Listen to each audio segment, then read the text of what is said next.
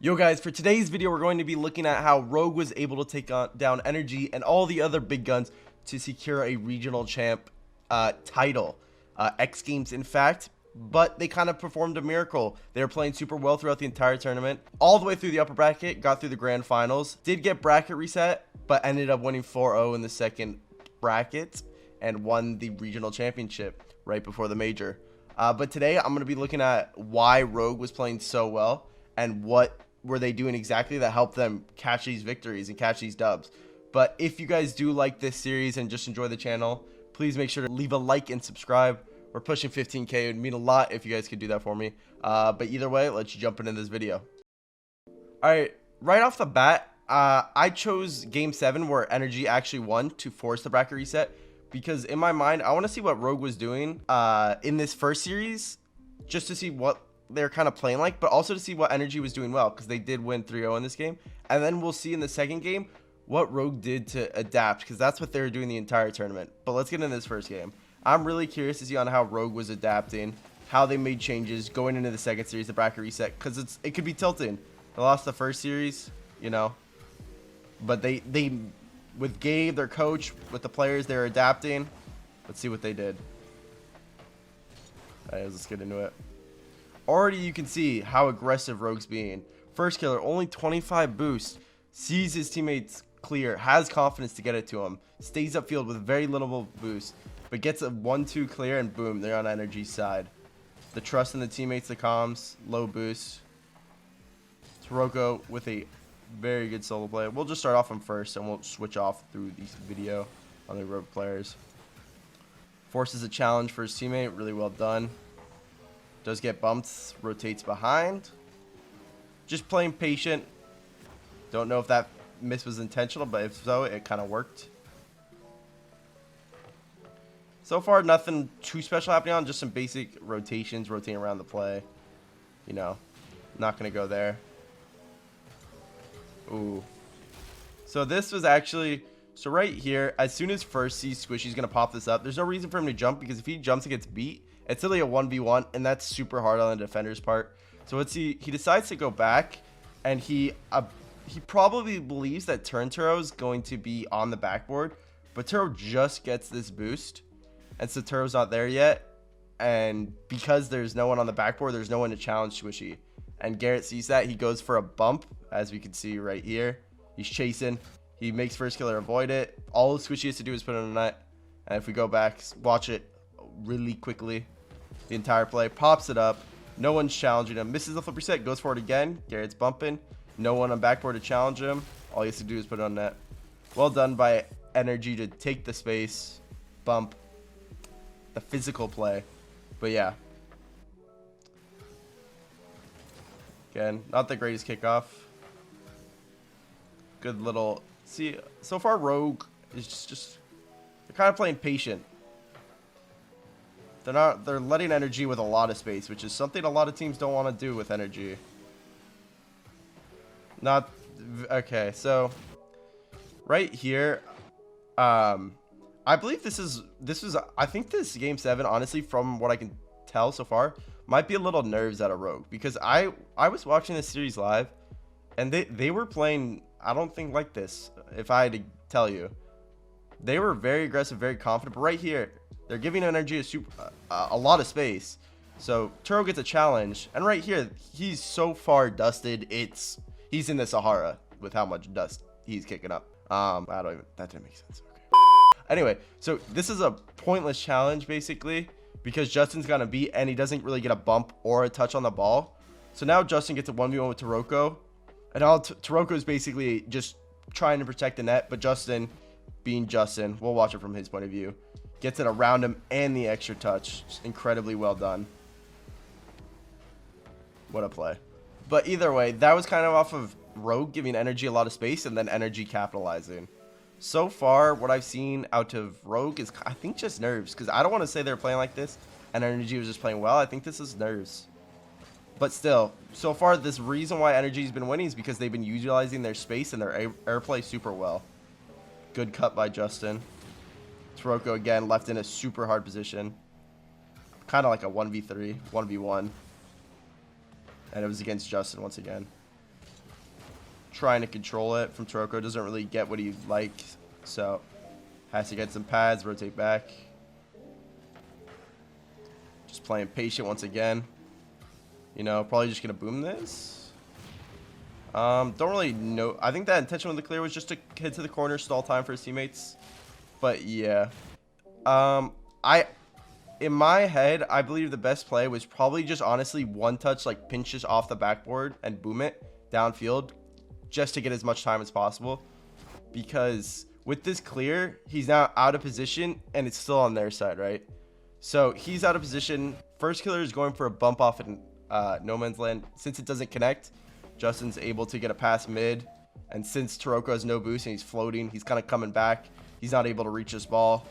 First killer is a little bit disoriented from the bump. And Squishy sees his time to capitalize once again. Squishy goes back. Sees that the defense is a little bit shaky. No one's there to read it. Gets a dust. You know, Rogue was a little bit out of position on defense and they capitalize. So a lot of nerves, a lot of poor touches out of Rogue.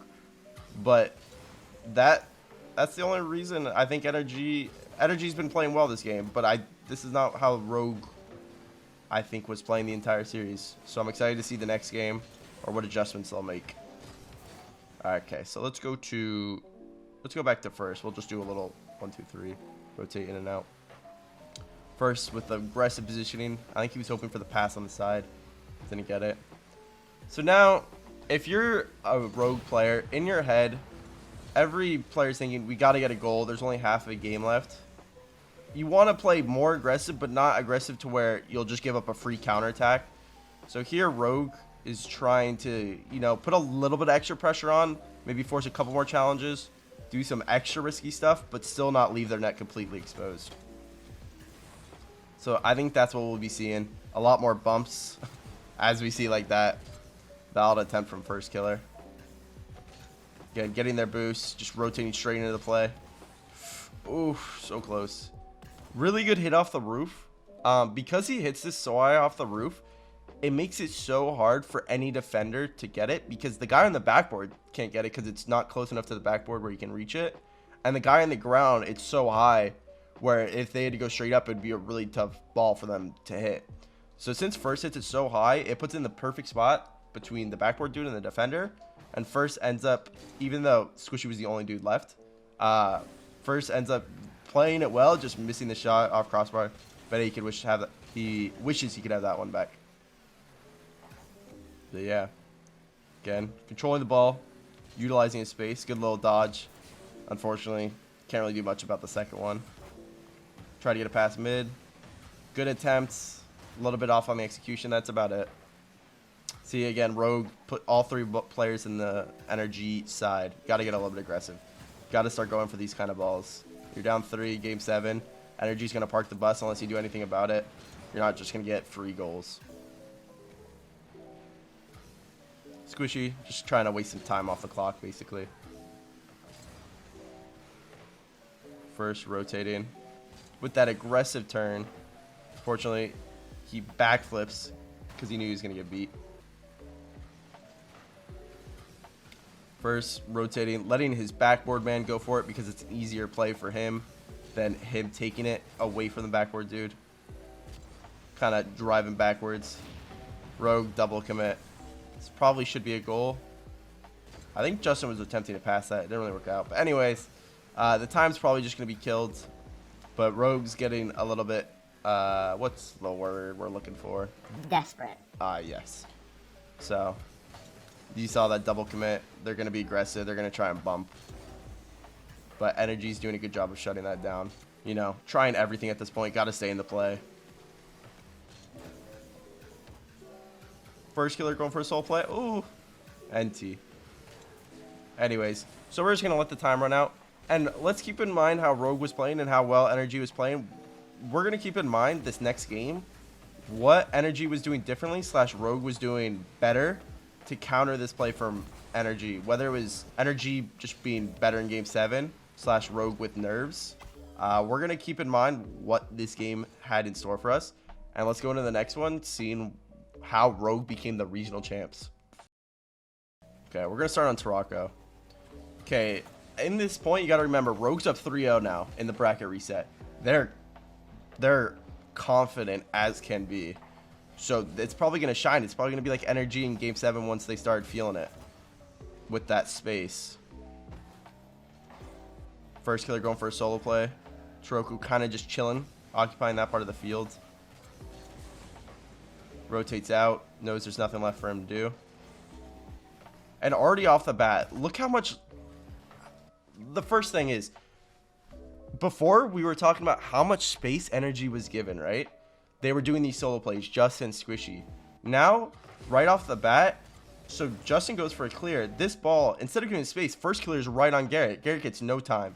First killer challenges, boom. Squishy on the ball now, no time. Turn throw is just still chasing. They're not giving them any space. They're making energy uncomfortable. And because of that, they're kind of putting defense, the energy on the defensive back foot. Again, early challenge before they can get much going. Here, good challenge on Justin's solo play. Justin hit the ball a little bit far away from him. Again, another challenge, not letting the ball get towards their net. Toroku, the smart man, ball over boost. Probably going to get some boost here. Try to read this play. No space. Cutting off the midfield once again. Justin, or Squishy trying to get a tap down to Justin. Turn with the read. First killer on it once again. Toroku's there. A little bit of a poor shot, but the space. Good pass middle. They're on everything. They're trying to be on everything when they can. When they have the boost, when they have the opportunity. Rogue is there. First with a good touch. Turn. Probably didn't expect Squishy to be on so fast. Toroku with a good job stalling time. Really well done. Stall some time. Gets a good 50. And now they're on the offensive side. Garrett, again, good little solo play to get pressure and stall some time.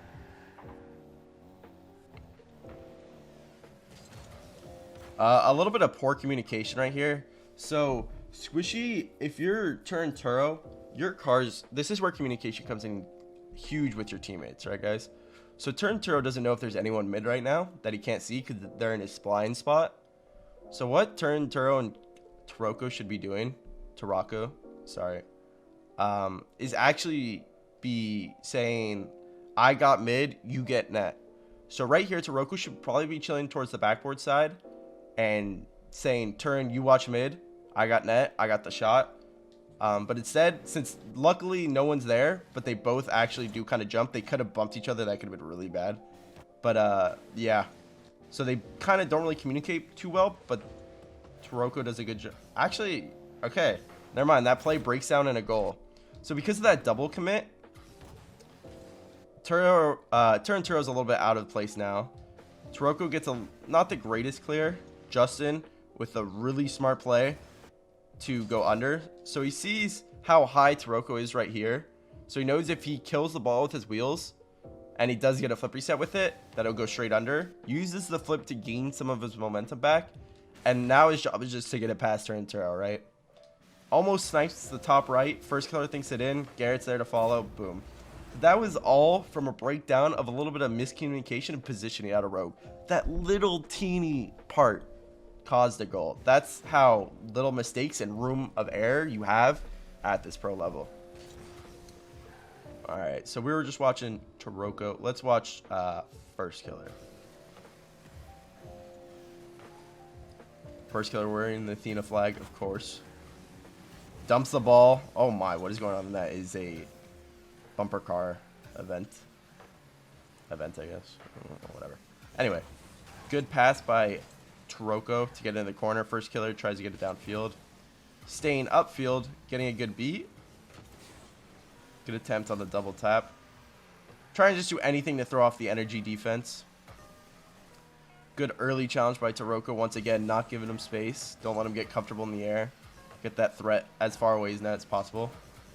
Turn Turo with a good pass. So Toroku actually whiffs, so it works out perfectly and turns like, yo, I got it, bro. And First Killer landed up here with boost. So he's like, yo, hit me up, dog. Turo, good, hard, high pass that Squishy can't reach it. And it's above him. So First Killer basically has a free one-on-one with net. All he has to do is get a good shot, and that's basically as good as he can get. A little bit top right would have been perfect, but Trust me, that's as good as a shot as it can get. Anyway, good little counter attack by Rogue. They let energy kind of come into the offense, and then they just boom the ball instead of just dribbling and getting dunked. And got a good counter attack. Justin getting challenged early once again. Don't want to give him that space. Squishy with an attempted pass doesn't work out too well. Good challenge again. Rogue's rotation is really heavy right now in challenging the midfield. Once again. Sorry if I keep saying once again. I don't know why. First killer looking for his teammates. They're looking. Rogue's starting to look out for each other. They're starting to be in positioning for passing. They're starting to occupy the midfield space. So right here, the pass doesn't really work out. Almost a good play. But it's a lot more threatening than what we saw in Game 7. Game 7, their opportunities were slim to none. But with this passing, it makes a whole lot more threats on the offensive side. Oh my, they went for a crazy pinch. That would have been insane if it worked. Yeah. Turin with a good little solo play. Troko probably thought Squishy didn't have boost, so that's why he jumped. Another pass. And another pass. Oh my god. So, the perfect execution of a play with communication. Here, first killer is a free clear, right? So, first killer's options are he can dribble, he can solo play, he can boom the ball straight back and give energy the possession, or he can see his teammate on the left side with as much open space as anyone can ask for. So he lets him hit it, and he says, hey, back to me, just because let's get a shot on net maybe. Let's show some pressure. Let's force Energy's defense to make a play. So he does that. Turo does that. First killer, being as good as he is, as fast as he is, makes it super threatening and just dusts. Perfect placement, perfect shot, perfect play by Rogue. And if we go back, I want to see why Justin didn't challenge. So Justin has boost. Right here. Miscommunication by Energy. Like we saw Rogue giving up their first goal. Let's look at Garrett. This is 100% miscommunication. So Garrett kind of trying to get some pads. He should be saying, I got back wall, you watch pass. Once again, like we were saying with Turo and Troko. And because of that, they're both kind of staring at each other almost. Awkward. And they can't really do anything about that. So on both sides, miscommunication for some of these goals given up, and really well done by Rogue to capitalize though. They've been doing super, just both their goals have been just the threats of passes and these fast little counter attacks. Literally both goals were fast counter attack passing plays. So that's definitely something they probably noticed, was that Energy susceptible to being counter attacked. So let's just try and get the ball downfield. Let's not slow it down. Let's try and get them out of position when they do make a mistake or when they overcommit. So those are the main adaptations, as well as not giving Energy space though. They don't want to give him space. They want to challenge the ball before it gets towards the net or a threatening position. 45 seconds. Can they close it out? Can they put the brick wall? Garrett with an attempted pass goes a little bit high. First killer. I don't know if that was an intentional fake. If it was, it still kind of worked out. Right here, Turo looking for boost. Gonna park the bus literally. Ball fortunately kind of comes right at him, and he's able to get the beat. That was kind of everything lining up because the boost spawned so he could beat him. Did get demoed.